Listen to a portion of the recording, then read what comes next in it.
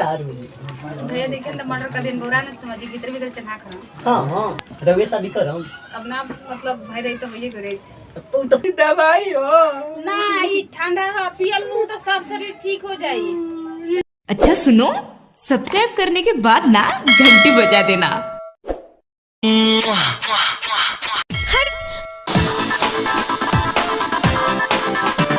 पागल में ना बहुत पागल में ना हो जाई।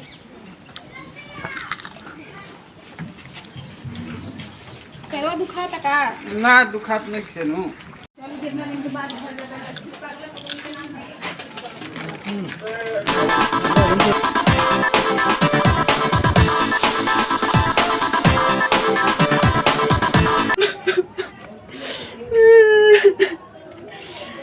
मार के बेटा ऐसन जामल बा मार के जन कहाँ गई अब जीएम नहीं दाता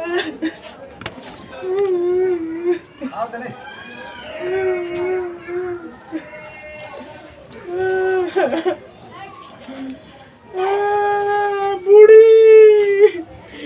आज रह तू तो दुख समझ ले तू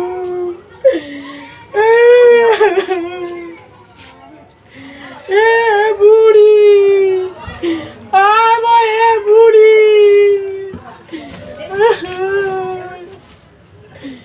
आज बुढ़िया रहित नु हमार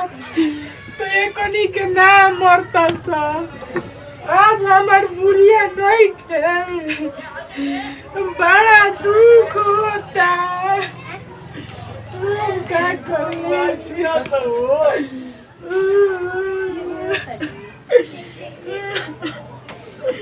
बाबूजी रोत बा ठीक है रोत नहीं बाबूजी क्या बोले तू खुश रह काहे रोत नहीं बाबूजी छोटका मार के जन कहाँ भागल बा बड़ी पटक के मरला ओकरा मारे के चाही तोरा के कहत रहे कि वो करे के ज्यादा मानत उ ससुरारी रहता यही चलते कहता अगर बियाह करे के घर देनी खेत देनी के जन मार के भाग गइल बा का जन काने चुप रही दवाई ले दे तनी चुप रहो ना। तू मत रो ना तू मत रो के वो करे के खोज पहिले कहाँ गइल बा चलू जा खोज तनी जाके वो करे के जाके देखी ना कहां बड़ा लिया कहीं जे तनु का से पूछे जो काहे से करत रह लुक जा तनी हम खोज के लाओ तनी लुक जा तनी पानी ले आवो कने पानी चलू के पानी लेके आओ तनी चिंता मत करिए आओ तनी चुप रही बाबूजी हेली इस तरह के बनी पीही ई दवाई हो ना ई ठंडा है पियल नु तो सब शरीर ठीक हो जाई। ई ठीक हो केला और हिचकिच की आओ तो जो सब ठीक हो जाई। अभी तक कोई नहीं ना लिया कहां लेके जाने कहां बानी बोला नहीं भजी ओए मरलाई है मरला इतना बड़ा हो नहीं बाबूजी के इतना मार तने मारे के ये मार के गोइल कहाँ तारे के मनियो सही कहबो कहां पता नहीं देख के डर है ना भौजी ऐसा बात नहीं हम बाबूजी बाहर छोड़ सकीला देखी तो डर हो गुलबा मार खात तू जो होने जो घर से बाहर देखी भगावत तभी जा दी रहे दी गलती हो गलन समझा दे तनी डाल दे तनी ना हम खाली यहाँ से कहले रही कि हम शादी कर दी का पता नहीं या करे सब खातिर छील दे कोई सो मार के बहने ने दुखा बताइए कोई गांव घर देखी त का कहे के बिकुआर लइका बाप हाथ देखी बाबूजी सही बताइए हम रंगत मरले रही मरले हनु पटक के तो तारे के पटक के मनी हां अभी देखो खीस मत कराओ अब हमारा देखो तनी नु कर ना तो करी घर खिला दो काहे चिल्लात हो भाई कहत मैं मरला हो चुप रही गोल लागत नहीं भैया भगम के तू दे काहे भागी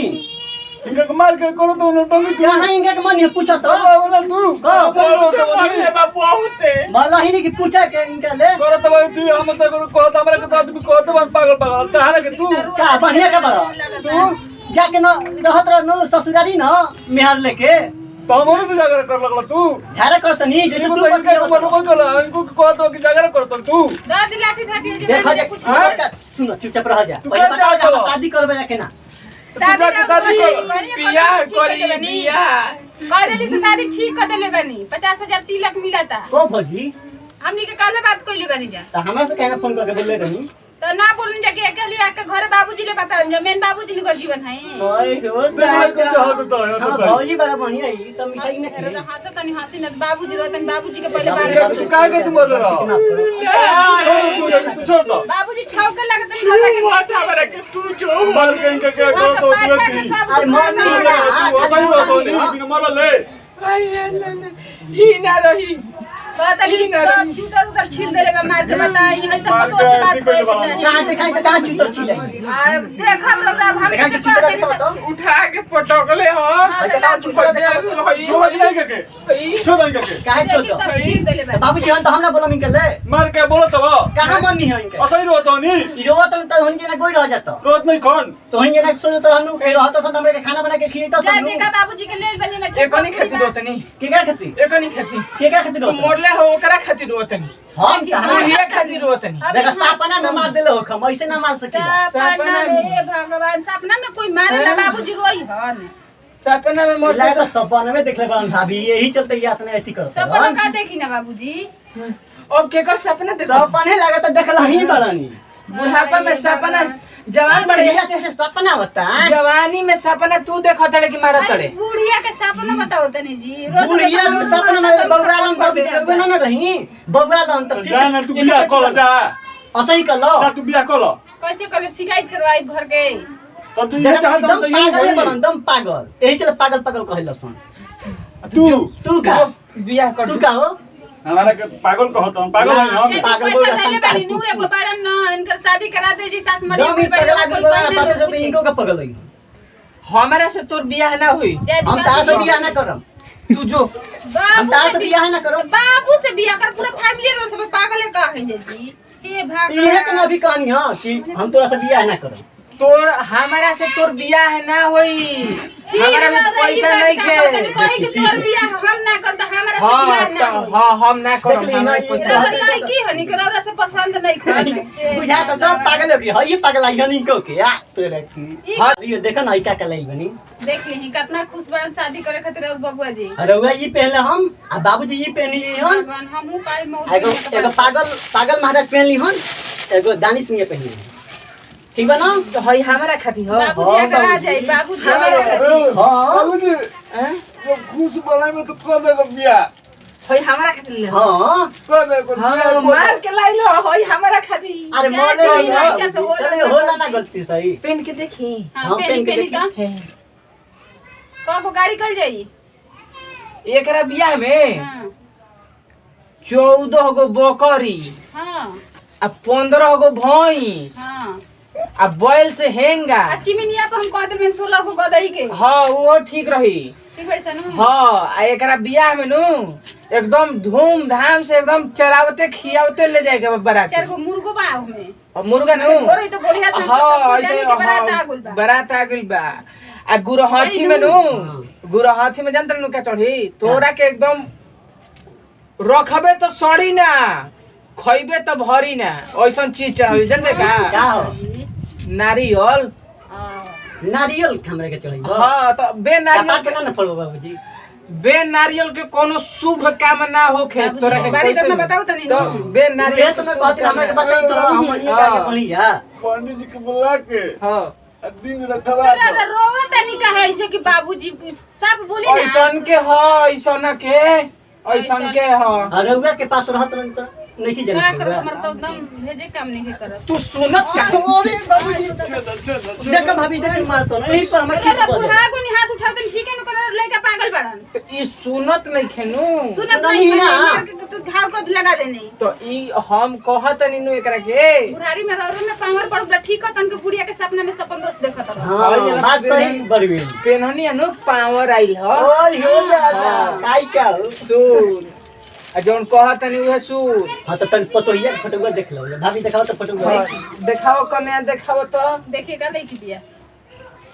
देखी खूब सुघर बिया बबुआ कल ही देख ले रे बौरा हवा फिर दोबारा देखे ठीक के बिया ना ना मिली। हां ठीक है भैया एकर का नाम है भाभी काजल काजल काजल लड़की बीए कैले बिया हम अनपढ़ खोजत रहे ना बीए के घर में तो नौकरी करते सारा फैमिली के के खियाई नौकरी करी कब का अच्छा देखिए लिए तो निकाल ली है पेन के लड़की फिर विदा करतनी हमनी के छोटा मोटा ये परिवार बनी जा हां तो ठीक बा देखो तनी जब पहन के कैसा लागत तनी हाँ। बिना फोर्टी हम पहनले बानी लो एमे के जरबनिया तू पहन तो कैसन लागत हवे के नहीं जा ऐसे बाबूजी चलो तू कहना पहनो बाबू मस्त तू लागत रो बियाह तार हम करबै अरे बाप हां कैसे अपना तेरी रखी ना जा कपार पे टोपी पहन के आई जाई जा तनी बाबूजी फोटो खींच लिया एगो फैमिली में पहनी ना भाभी ठीक आवा जा सेफ्टी आवा पगलू महाराज यहां आवा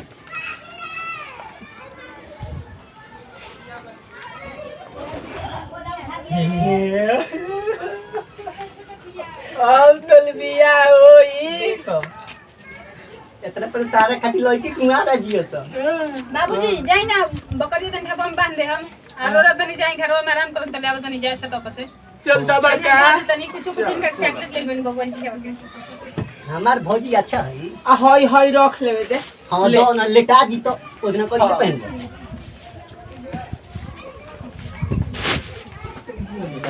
10 मिनट बाद तो थोड़ा काम बा हमार ठीक बा तो बताई बताई और समझ ठीक बा बहुत सियान है बड़ा जल्दी अरे स्मार्ट लागत नहीं शादी करम का नहीं कि इतना सुंदर होखम रवे शादी करम अब ना मतलब भाई रही तो भइए करे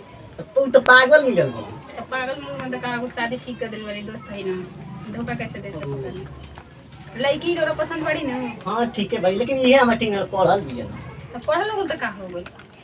मतलब उना बाड़ी तो हम बानी ना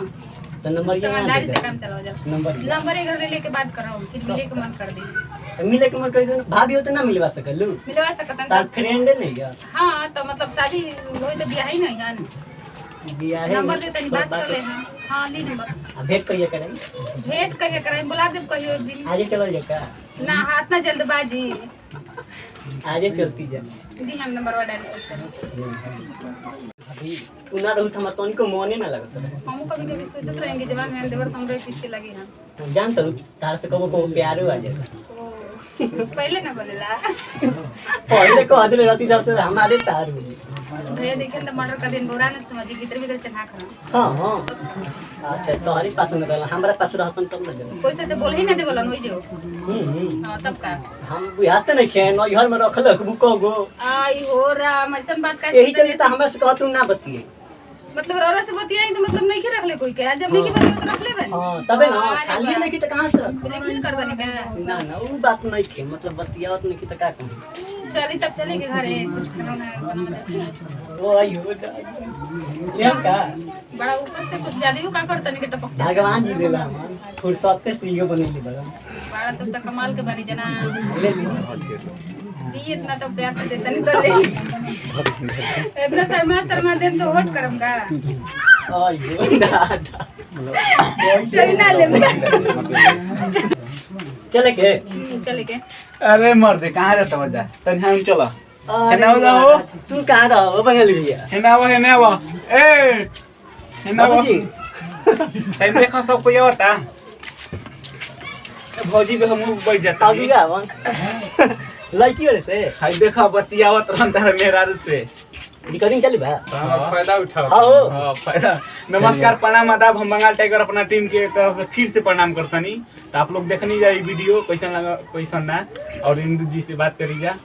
सबको दिल से नमस्ते